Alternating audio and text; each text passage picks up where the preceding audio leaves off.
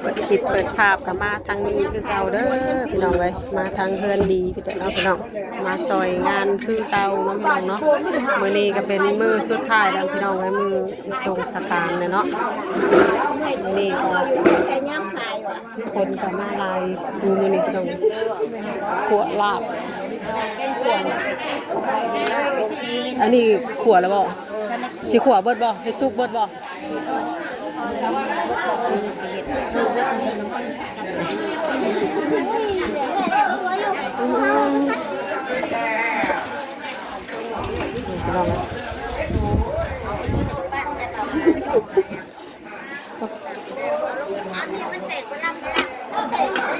กับทักทายสบายดีและสวัสดีเด้อเนาะทุกคนพบมาพอกันที่เก้าพี่น้องเลยนี่หัวซีเห็ดลาบซุปเอาเนาะพี่โอ้สิไปหมดเลยอ้าวเฮ้ยเตะคักแท้นี่ผู้ขวเป็นก็เป็นนี่นะแม่นี่ดีคนงามขวอย่างนี้ผู้ลองขวเบิ่งได้มีแต่ลำบ่แตกได้ลำเขาซื่ออันนี้แตกขาวงามจ้ะเนาะโอ้ยจื้อไว้นี่คนงามขวมันก็ตอกงามนี่ยังบ่แม่นชงยอดจกให้พายอเอาไปน้องที่เขาจกให้ได้แม่เด้อแม่ชอบเก่าแล้วเด้อนั่นบัดเราอ่ะมีแต่คนอยากทางบ่นี่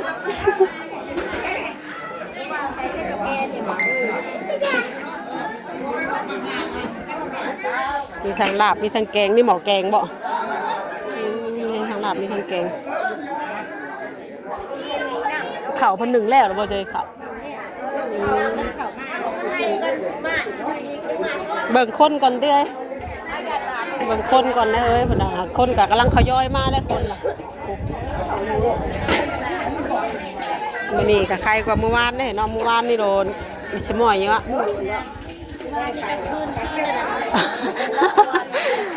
เอ้ยนี่ก็ยังบ่ได้หรอกนี่ก็เนาะมาก่อนมื้อนี้บางคนเพิ่นมากินทานนะเพิ่นก็มื้อเนาะเมื่อคืนนี่ก็ผลทำข้าวเมื่อคืนนี่เนาะตกก็แต่วานนี่เนาะงามเลยมาวานนี่ก็คนบ่ฮอด10กว่าสิว่าเห็นลงเพชรเนี่ยตี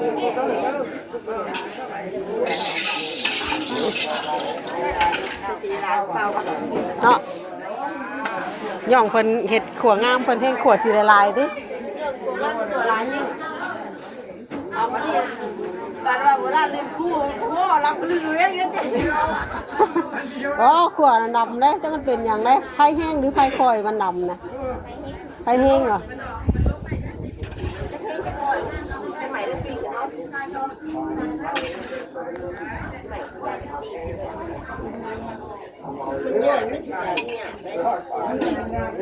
โอ้ที่ธรรมดาเขาถึงให้มี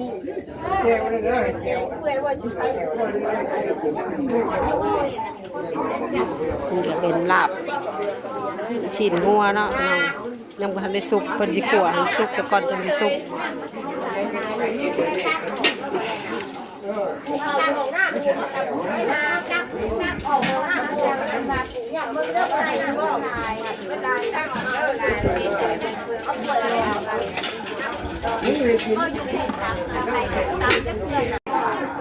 ขวดเลยนะพี่น้องเราจะนี่ลาบเห็ดลาบซุปขวดเรียบร้อยแล้วมาทำนี่กับซอยผักตำข้าวเบื่อ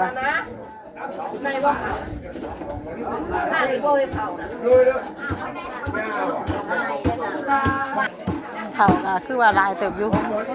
คนคือว่าไม่ได้ลายถ้าเราผัดมาเลยป่ะไม่ได้ลายปันไหนได้ให้คนกับนอกคนกับ3-4 โต๊ะ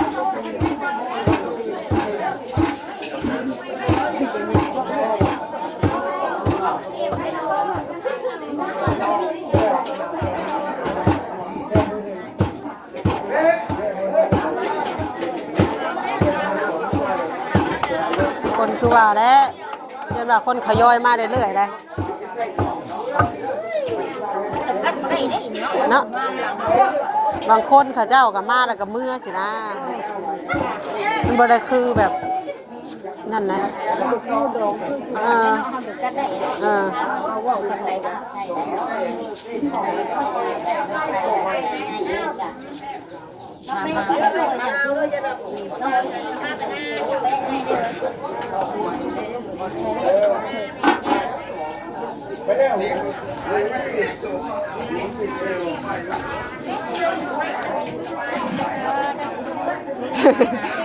หน่อยโอ้ยถามหาผู้ช่วยพักแล้วดิ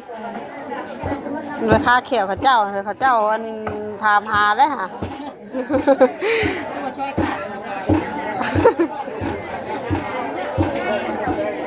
พักงามเลยเราไปซื้อตลาดนัดเช้านี้วะว่าจะลงไปไปลงเลยตลาดก็เลิกไวตื่นบ่ทันลงไปวายบ่ได้คนไม่ได้หลายวะว่าคนนั้นแล้วเกี่ยวข่าวอ่ะหลายดิเอาบันคานกับมีคนลงไปขายของกระลายคนลงไปซื้อกระลายข้าวเลยกับไปซื้อยังง่ายนิดหน่อยซื้อยังไม่ได้ขาย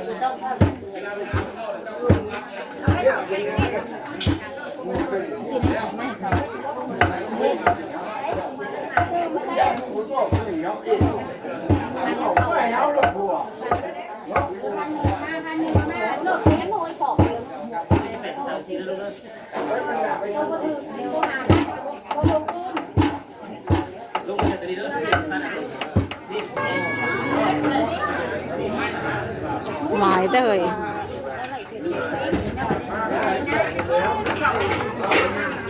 ดอกงัวจากโตนี่นะตัวหนึ่งบางงัว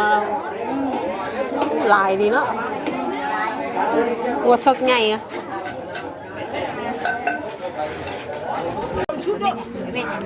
สวยเขาหอนๆไปลองแล้วไอ้ทวนเลย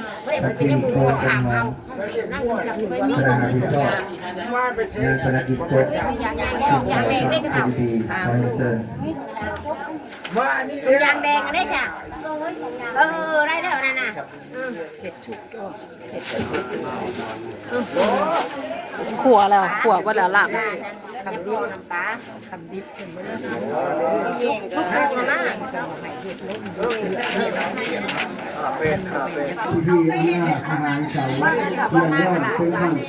นี่ก็กำลังอ่านประวัติอยู่พี่น้องเลยประวัติเป็นทหารกองดอนเนาะพี่น้องปกป้องบ้านเมืองก็จะมีหมู่พวกทหารกองดอนเนาะพี่น้องมาร่วมงานมีทางนอกบ้านในเมืองใน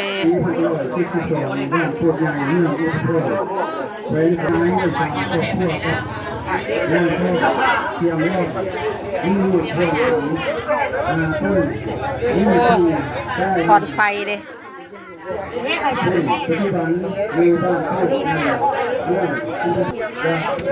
เดี๋ยวอ่านประวัติแล้วคอยย่อเข่าเนาะพี่น้องเนาะดังนั้นวันที่22 เดือน5เบิ่งทางนี้พี่น้องก็ยังหนึ่งเข่ากึบอยู่หนึ่งเข่ากับหนึ่งนี่ก็เป็นแกงหมูบักไง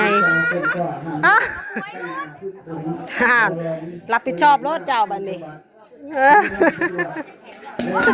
เขาลดจนกระบวยขั้นกระบวยรุดเลยก็ดอกบัวอยู่กำลังฮ้อนๆเข่ากับหนึ่งพ่อเข่า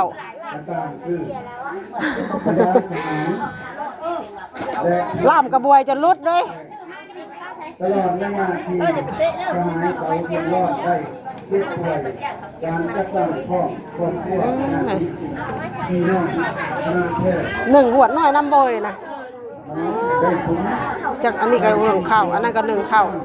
สามารถได้ตอนหลังแต่อาการที่ป่วยของทหารนั้นโดยสามารถต่อสู้ในชีวิตของทหารได้ทหารคือที่เลี้ยงหายใจจากพวกข้างไปในเวลา11 โมง2 นาทีตั้งแต่เดือน10 ปี2500ร่วมอนุรักษ์มีทางครัวพี่น้องเนาะดูเห็ดกินเตรียมผ้าพี่น้องเลยเดี๋ยววัน อ่านประวัติแล้วเดี๋ยวเขาก็สิย่อเข่าต่อเลยเนาะตอนนี้เขาก็กำลังเก่งค่ะแล้วก็กำลังเตรียมสิซุปลาบค่ะเนาะพี่น้องมันใส่งานเรื่อยมันกระรุดและมันเป็นของที่เพิ่นเอาให้มากับโรงศพเนาะพี่น้องเป็นถ้วยเป็นซ้ำเป็นหม้อหนึ่งเป็นหัวหนึ่งเข่าน้ำแน่ ในทางก็ในทางการสร้างภูเขาเรืออะไรร่วมอย่างสิ้นพวกให้ของ ชี้ให้เลยนี่ตาจนตุบบ่ได้ ของสหายจะพึงพลีความสันติคุณเอกภาพภายในขาดและ มันหลังไพ่ทางเหนือเนาะเลยโย่คนมาอยู่ข้างใต้ ของสหาย ก็แล้วสิลงเพลนเอง ก็คือสหายเสาเทียมวอนให้ทุกคนทุกคน ยังเลยพาเวนบ่ เสาเทียมวอนที่อะไรสหายได้จากพวกเข้าไปอย่างรุ่งเรืองสว่างกับผู้มาก เตรียมยกข่าวข่าววันพี่น้องเลยโอ้โหมาอยู่ใกล้ของไพ่นี่คนมีตรวจอยู่ เสาเทียมวอนในครั้งนี้และเขาเป็นคนใช้ เรื่องนี้รอนี่ ประธานตรงนี้ ไฟกองไฟไปอยู่ข้างเหนือ เจริญสุขการ คนลงมาอยู่ทางใต้ ขอบคุณขอบคุณ เตรียมถ่านพี่น้องเลยจมเข่าเตรียมถ่านอ่ะนี่ครับเนี่ยเอากระเทียมพร้อมหลายบ่ทำมีอะไรติ๊กหลายบ่บ่หลายหรอกเนาะดีแล้วเฮ้ย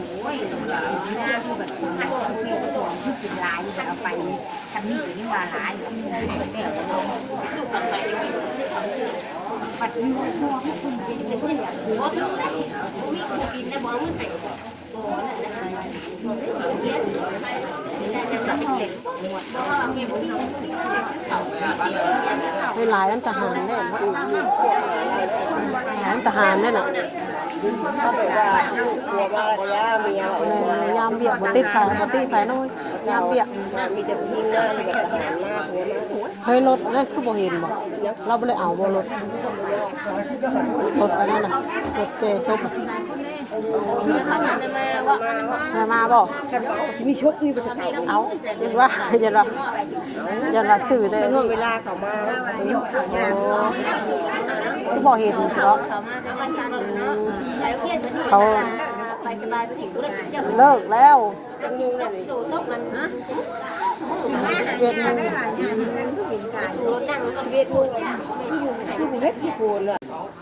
กำลังจะตับหมักฮุงขาดบ่ได้ตับหมักฮุงนี่ครูงานต้องมีตับหมักฮุงขาดบ่ได้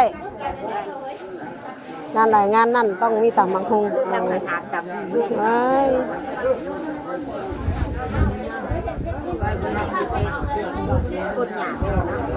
ปนกันแล้วเฮ้ยมันบ่ลายนะ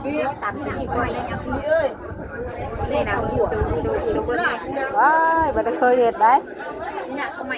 ลุยเลยนะคนงามน่ะเคยมาสุกฮะ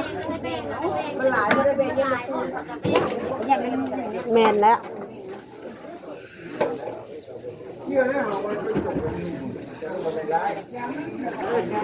หอด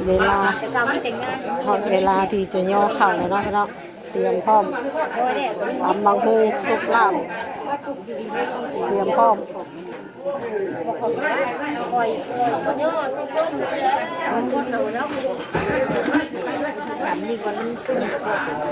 แม่นแล้วพริกห่าวอ่ะ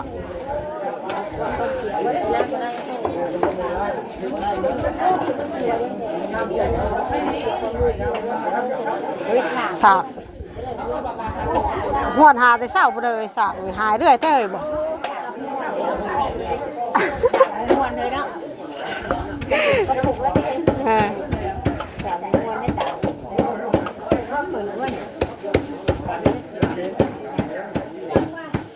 หมักสีแดงๆแบบนี้น้อยยังไงหนึ่งเลยบัดนั้นแหละพระเจ้าบริสุทธิ์มา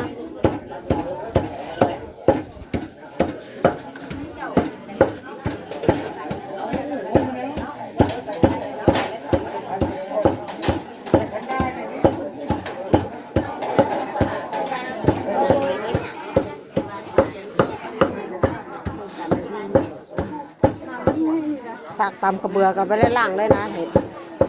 ตำพุ่ง ใช้ขวดพริกเลย ขัวพริกบ่เฮ้ยนั่นแหละเฮ้ยเอาไปบ่เลยใส่ลาบ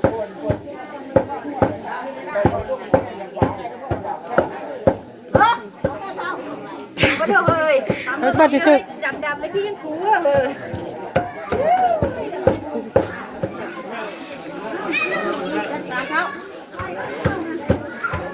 ใ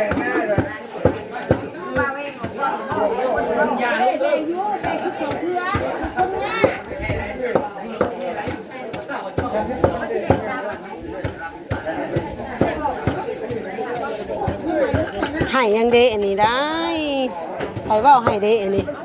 เนาะให้กิ๊กอยู่ชุบเลยป่ะโอ้ตีอาจจะชุบตัวนี้ไว้พอดีแล้วตัวนี้นี่พอดีแล้วชุบเนี่ยเอ้ยน้ำเพีย เจ้านายน่ะคนกินก้อน นี่เป็นข้าวเมื่อเนาะ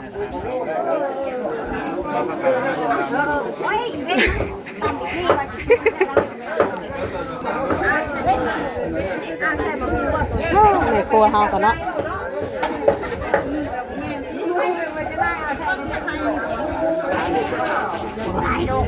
บ่ลายหรอกเฮ้ย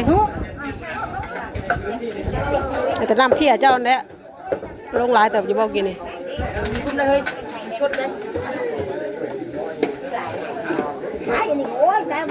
น้องเฮ้ยมั่นใจอยู่ป่ะติ มั่นใจนี่ น้ำเพียนี่คม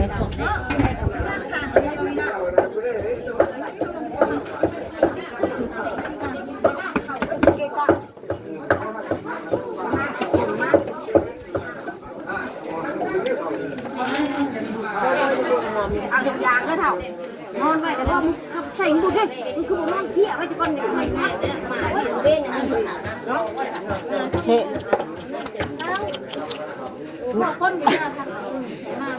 มาไว้คน นอนเพียงวน้อยควรน้อยเผือกต้ม เฮ้ยจับนักข่าวเดียวนี่ยางมาใช่มั้งอย่าจะมือว่าโย่มันชั่วว่ามันชั่วเอ๊ะมาเพี้ยมาใช้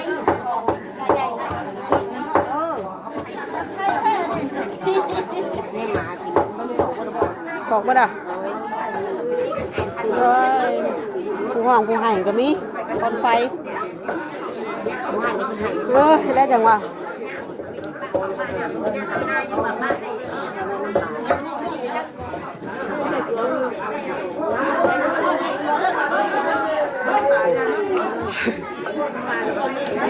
ตำนี้เอาเหรอ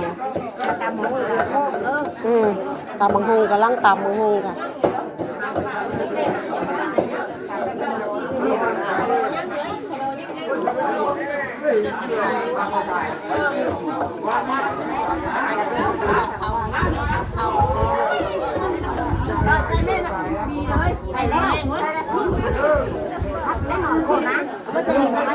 เห็นว่าถ้าจะขาดแบบพริกไปจักกันเบิ่งเลย บ้าข้าวแล้วมันยังแดงคือพ่อไว้พ่อเล่นแค่ไหนเนาะตักกันเนาะมันโบราณมันตักหลายเนาะมันพักแบบนี้อยากมาเอาไปพี่ก็ใช่เหรอทำเวลาดูรถพริกนั่น จักซีมังกรอาหารเมื่อไว้ที่ว่าที่มันผิด เพิ่นบ้านไก่อะ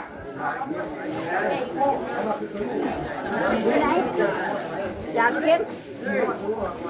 ไอ้พี่ดอก ซีบางน้ำมันเฮ้ย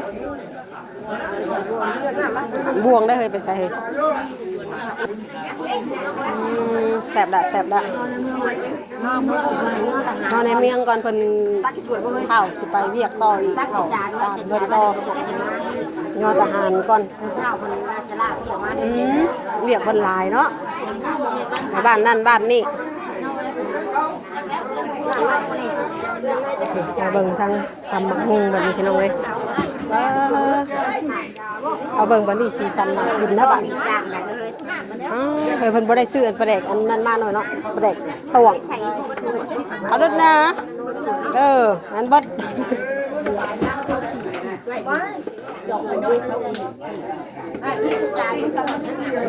ให้เบิดกาดบ่ทำลายแก้วบีบยากบ่เฮ้ยกะใส่แน่บ่ใส่แน่หั่นแหละ ตัวนี้หวานตัวนี้กินเส้นทางไปน้ำ หมักนาวกะคือดึกกับหมักนาวเนาะเฮ้ย มันอากาศหนาว เอาก็ดีแท้เฮ้ยบ่เนาะเนาะกี่ว่าอันหมักสิดาหมักตูมหมักสิดาผู้ น้ำ บ่เป็นน้ำเนาะหมักนาวกินสมบ่เนาะ เป็นยุ้ยพวกกูนั่งพวกกับเป็น หมักนาวกับเจ้าอันทานกินสมเลยแซ่บ นี่มันกาดหนาว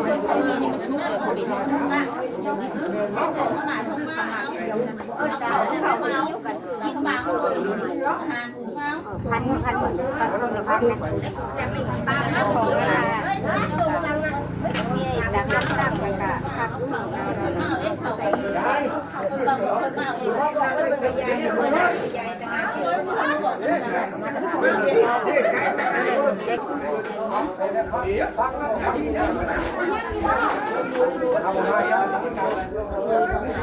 ไปแบบนั้นน่ะแบบไหม้บ่น่ะเฮ้ย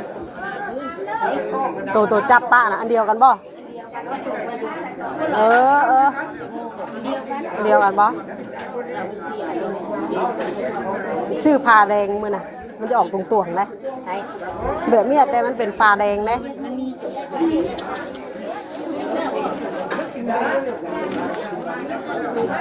ขายด้วยหน่อยเลย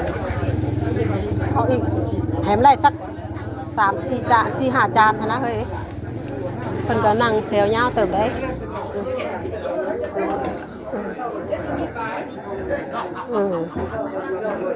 โคกบ่ใหญ่เนาะเฮ็ดจังซี่เอาโคกน้อยสิก็ได้คือกันเฮ้ย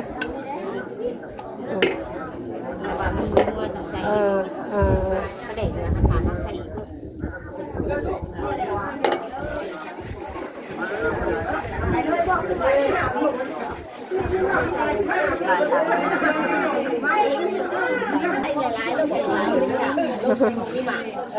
ใบลายใบลายกลัวว่าซ้ำคือใส่2 ศอกซ้ำ ไว้ นี่มันเหลืองเยอะค่ะน้ำใบลายนี่ แม่นแล้วต้องบางหุงก็เฮิมบ่แห้งเลย ใส่ไปเพื่อนของบ้านได้หลายตัวงานหยาดแล้วให้แล้วเที่ยวเลยบ้านแรกตายหยาลายเลยเป็นกูบ้านใช่ดุเรียกว่าหุ่นจะได้กบยางเอวหลังแก่ๆเรียกหุ่น เตรียมรอข้าวยอน้ำก่อนเนาะพี่น้องเนาะกะคลิปนี้ก็ประมาณซั่นนี้ก่อนเด้อเนาะพี่น้องเนาะแม่น้องพี่ก็ขอตัวไปซอยเวียกซอยงานหมู่ก่อนเนาะพี่น้องเดี๋ยวพบกันในคลิปต่อไปเด้อเดี๋ยวคลิปนี้ก็ไปแล้วขอกล่าวคำว่าสบายดีทุกคน